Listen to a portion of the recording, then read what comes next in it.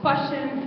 We have some stories. We talk to our folks who are standing in line. They know that you want to hear these questions and these stories, that you're going to answer them if we have answers for them.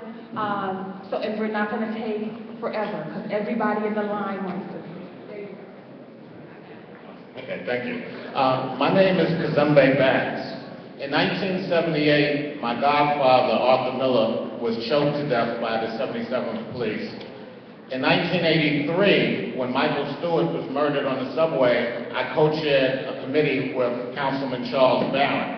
My question is, what can be done to hold individual police officers accountable when they commit misconduct, including stop and frisk, and of course, unnecessary murders of our people?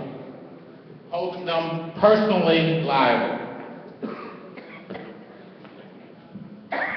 Thank you for that. There are several things that you can do to file a complaint or to attempt to hold a police officer accountable for committing a crime. First, you can file a complaint with the Civilian Complaint Review Board.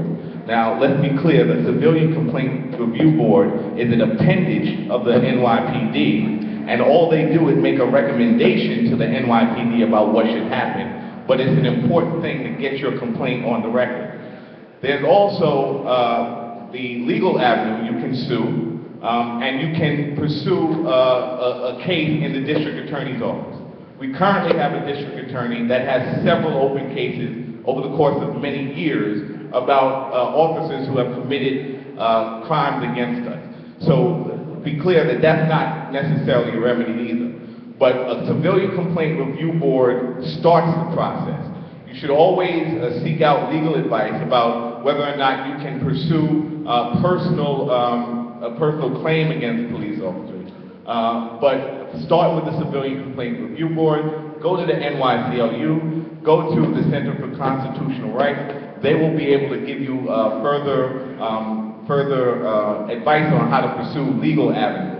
Let's be clear, there's also the Commission on Police Corruption, the Mayor's Commission on Police Corruption, and there's the Human Rights Commission. These are both commissions that you can go and file complaints with. You can also call the Internal Affairs Bureau of the NYPD, which is headed by Chief Charles Campisi, and they are good about getting back to you. They're not necessarily good about coming to a just conclusion, but they're good about getting back to you. So, Civilian Complaint Review Board, Internal Affairs Bureau, the Commission on Human Rights, and the Mayor's Commission on Police Corruption are the government apparatuses that exist for us to be able to file complaints against police officers. Yes, my name is Robert Pointer, and I was the person who was the chairman of the organization that brought you the first dozen principals in this city who were non-white. The person who was chairman of the organization that brought you the first contractors, black, in this city. The person who brought you black history. And I know how it's done. And my question is, when do we begin to act like adults? And it's not by political organizations, it's not by legal organizations, it's by getting in the streets. And when I say getting in the streets, I say, when the police ask me for my ID, as a policeman did a week ago, I said, I don't carry it. He said, where's your driver's license? I said, ask me when I'm driving. As adults, we have to refuse this. We can't walk back to apartheid willingly. We have to say no to the police. And as adults, we have to spend time in jail, clog up the jails, do it ourselves, and in a week we would end this. Let's stop pussyfooting around and not getting anything done. Thank you.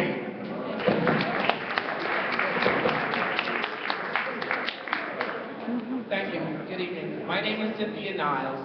And I'm really piggybacking on what the brother just said, because I witnessed on a Saturday morning at McDonald's restaurant on Fulton Street and through, where a woman was taken out of the restaurant, handcuffed and arrested because she didn't have any identification on her. And at that time, it really raised my conscience level as a person who goes to the laundromat and everywhere else with no identification. What do we do to disseminate this information? If it is definitely required that every person walking the streets must carry photo identification. What is being done to publicize this so it is a public alert? Thank you. Thank you so much for raising that issue of ID. This is something that we see at the Legal Aid Society all the time.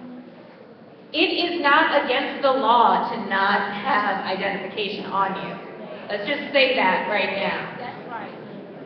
However, it is a good idea to have it on you because we know what the state of affairs is today. Would we love a future where the NYPD doesn't do what this woman just detailed, what she saw, stop people, frisk them, and use the excuse that they didn't have ID with them? Yes, I would love to be able to say that to all of my clients and to never have to represent another person who has been through that experience. So I will just tell you, it is not against the law to walk on the streets of New York City or anywhere in the United States without identification. But I would say it is important for you to have identification because of how things are right now. Especially for young people. Especially for young people. And the other thing I would just emphasize is... You don't have to, but you should. No, it's the answer. We can't have this what. No, I will not show my ID, and I will spend this time in jail. And when we have an opportunity for you to do that, we can call out the system, and they will stop arresting us. They will walk away in South Africa. It's a human argument. They can give us principles. We have respect for administration now. They can give us jobs. I know you say do not talk, do not disrupt the meeting. You're being disruptive, telling people to carry ID. That's apartheid. That's slavery. No. Learn that. So I can say that I absolutely agree with you. I think that she agrees with you as well. And what we are hoping people walk away with, the message tonight, is that it is not against the law to not have ID. You do not have to have ID. There are millions of people who live in this city, in other neighborhoods and other parts of the city, who can get up and go to the corner store without ID, without fear of being stopped by the police. You do not have to have ID. As a mother of a son, and as a wife of a black man, I'm losing my mind. And when they leave the house, not only do I want them to have ID, I kind of want to follow them with my camera to make sure that they are safe.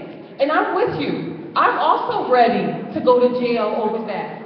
Nobody wants the United States of America to be South Africa. And unfortunately, right under our noses,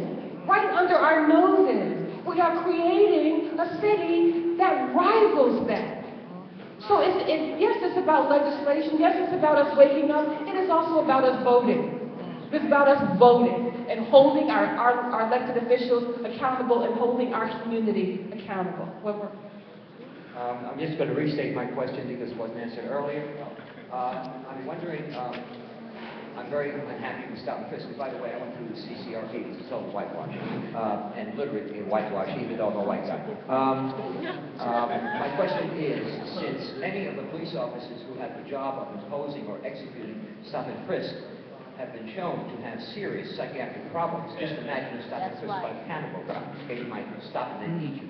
Okay? My question is, would you consider supporting legislation such as discussed with some legislators, such as Tony Avella, would have to be state legislation that would tighten the vetting procedures so that these wackos such as Francis Bodie, who once choked a kid to death, don't get in.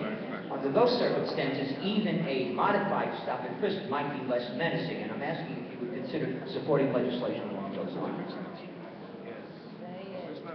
I just want to say, though, so in my day job, I'm a legislative policy analyst for the New York City Council, and on the committees of aging and veterans. And we actually put forth a resolution for the military, calling on them to have better oversight of mental health screenings not only to enter the military, but on a timely period once you're in the military. Because I think that there is a process for becoming an officer, but there's no follow-up process for continued mental health evaluations. So yes, I would absolutely call on a continued evaluation process for officers as they're on their job. It's good business. Applicant process, if they get in, these people should never get into the prison. Right, so certainly up front, the process needs to be looked at and the evaluations need to be looked at to see if what they're yielding is what they've asked for. So there has to be it's a two-pronged resolution. One, calling on a better evaluation process, a better psychological, and then a continued overtime psychological as prescribed by some mental health professionals that would say you have to pass that mental health screening over and over again over a period of time once you're on the job. So I would support that, absolutely. My name is Travis Morales. I work with the Stop Mass Incarceration Network, and I'm also down with the Movement for Revolution. And for people who don't know, the Stop Mass Incarceration Network was founded by Dr. Cornel West and Carl Dixon, the Revolutionary Communist Party, the two individuals who issued the call in the fall of 2011 for the campaign of civil, nonviolent, mass civil disobedience against stop and frisk, resulting in over 80 arrests in the fall. They put this issue on the map in the city. And my questions are these. How long are we going to continue to bury our children at the hands of the police? How long will this go on? And wasn't what happened to Kamani Gray, wasn't that cold-blooded murder? And I ask this question. Why are the police who murdered him not sitting in jail charged? Why is that? Last night, we held a meeting over on Church Avenue at the Marcus Garvey Center. Almost 30 of us came together. And we issued a call for people to come out this Sunday at 3 o'clock on Church Avenue and 55th around the slogans, Justice for Kamani Gray, Jail the Killer Cops, and drop the charges against all those arrested. Now my question is, will people here call the 67th precinct, where today we went and applied for a permit for a legal permanent march in the streets on Sunday at 3 o'clock, call them and demand to approve this permit and give people the right to march in the streets and not have riot police with billy clubs, their helmets, and their pepper spray ready to attack people because they want to express themselves over this cold-blooded murder. Thank you, brother. And I hope that there's the 67th precinct. You said the 67th precinct. I hope that those that we will call and demand that people have access to a permit so that they can gather without violence. I hope that we will do that. But I also think that our gathering here is an answer to this question. We say, how long will we continue to bury our children? We are the ones, the people, we are the ones who will answer that question. We are the ones who will force our elected officials to enact just laws, to supervise the police. We are the ones. We are the cavalry. We are the ones that we have been waiting for. It's not some distracted or some other them who must do that. That has to be us. Our time is winding. We want to get to a couple more questions here, so make them be quick. I'd like to know what happens to police firing warning shots. It seems that over the last 10, 15 years, they just come out and shoot to kill. Now that we have all the politicians in the room, I want to know when all of these politicians want to stay together and make an impact in our community. Now we discuss the politicians with the black church as well, because we know what's going on. Racial profiling and Jim Crow. So we need to start addressing issues that's gonna help our people. I'm not a racist, but listen, it doesn't happen in other neighborhoods, it should not happen in ours.